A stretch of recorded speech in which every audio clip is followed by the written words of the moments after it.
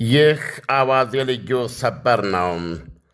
ካልደፈረሰ አይጠራም እንዲሉ አሜሪካ የመንፈሳዊ መሪዋን ቀብር ባልጨረሰችው ኢራን ላይ አዲስ ድብደባ መጀመሯንና እንደዚሁም አንስታላት የነበረውን የነዳጅ ሽያጭ ማዕቀብ መልሳ መጣሏ ተሰማ።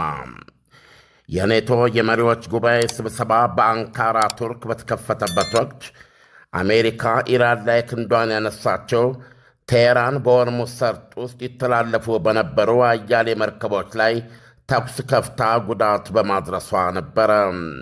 ትናንትናና ዛሬ ድብደባችን ቀጣይ ነው አሉ አንድ የአሜሪካ ባለሥልጣን ለሲኤንኤን ሲናገሩ፣ ባጭሩ አይቆምም። የአሜሪካ ጠያሪዎች ለፍልሚያ መሰማራታቸውን ተከትሎም በወደብ ከተሞቹ ባንዳር አባስና ሲሪክ እንደዚሁም ከሸም ውስጥ ፍንዳታዎች መሰማታቸውን የኢራን ሚዲያ ዘግበዋል። የሆርሙዝ ሰርጥ ጉዳይ በአንካራ የኔቶ የመሪዎች ስብሰባ ላይ እንደሚመከርበት ይጠበቃል። ኢራን የተነሳላት የነዳጅ ማዕቀብ ሽያጭ ተመልሶ ከተጫነባትና የወደብ ከተሞቿም በአሜሪካ ጥቃት ውስጥ እየተካሄደባቸው ነው በሰጠችው መግለጫ እርምጃዎቹን በጽኑ እናወግዛቸዋለን ብላለች። የነዳጅ ሽያጭ ማዕቀቡም ተመልሶ መጫኑ በሁለቱ አገሮች መካከል የተደረሰውን የመግባቢያ ስምምነት ይጥሳል ብላለች። የኢራን ውጭ ጉዳይ ሚኒስቴር በበኩሉ ለዚህ ስምምነት መጣስ መዘዝ ወይም ይህን ተከትሎ ለሚመጣ ማንኛውም መዘዝ ኃላፊነቱ የአሜሪካ ነው ብሏል። ዳንኤል፣ እጅግ የሚያስገርም ነገሮች ነው እያየን ያለ ነው። እንደምታውቀው እንግዲህ የመንፈሳዊ መሪ አያቶላ አሊ ካሚኒ ቀብር እስከ ፊታችን ሐሙስ የሚቀጥል ነው። የቀብር ስነስርዓታቸው በቴሄራን ከሁለት ቀን ያህል በሕዝብ ከታየ ስንብት ካደረገ በኋላ ቀስተኞች በጎዳናው ላይ የሬሳ ሳጥኑን ይዘው ሄደዋል። ከዛ በኋላ ወደ ኩም ወደሚባለው መንፈሳዊ ከተማ ነች።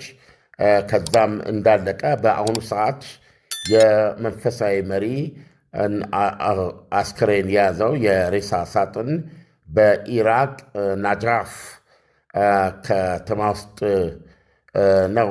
በተመሳሳይ ስነስርዓት ናጃፍ ውስጥ ይካሄድና ከዛ ወደ ካርባላ፣ በመጨረሻም ከካርባላ ወደ ትውልድ ከተማቸው መጥቶ ይቀበራሉ ማለት ነው። እንግዲህ አክቹዋል የሆነው ወይም በአማርኛ ግብዓተ መሬት የምንለው የሚፈጸመው የፊታችን ሐሙስ ነው። ስለዚህ ምን ለማለት ነው?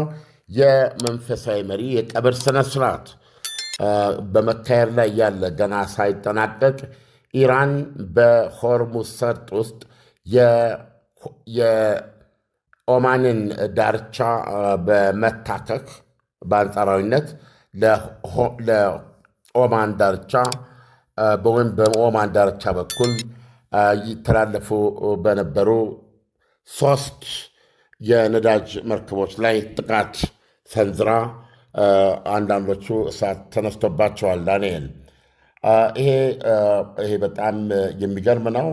ጉዳቱ ከደረሰባቸው ወይም የነዳጅ ጫኝ መርከቦቻቸው ከተመቱ ሀገራት መካከል ሁለቱ የዛው የሰላጤው ሀገሮች ናቸው፣ ኳታርና ሳውዲ አረቢያ ናቸው። ሁለቱም ነዳጅ ጫኞቻቸው የተመቱት ወይ ሰርጡን እያለፉ ወይም በሰርጡ መሃል እያሉ መሆኑን ገልጸው ጥቃት ያደረሰችባቸው ደግሞ ኢራን መሆኗን ገልጸዋል እና አውግዘዋል፣ በጽኑ አውግዘዋል። ይህን ተከትሎ እንግዲህ የዩናይትድ ስቴትስ አሜሪካ ማዕከላዊ ሴንትኮም በኤክስ ገጹ ላይ የዩናይትድ ስቴትስ አሜሪካ የጦር ጀቶች ኢራን ለፈጸመችው ጥቃት ምላሽ በመስጠት ላይ ናቸው ብለዋል። የኢራንን ጥቃት መሆን ያልነበረበት በጣም አደገኛና የተኩስ አቁሙን የሚጥስ ሲል አውግዞታል። ይህ በእንዲህ እንዳለ የአሜሪካ ቀደም ሲል በዜናው ላይ ገልጬዋለሁ። የገንዘብ ሚኒስቴር በዛሬው ዕለት የኢራን የነዳጅ ሀብቷን እንዳትሸጥ ተጥሎባት የነበረውን ማዕቀብ የሚያነሳ ጊዜያዊ ፍቃድ የሰጠ መሆኑ ይታወሳል። እሱን መልሶ በመሻር ማዕቀቡን እንደገና አስቀጥሎታል። ይህ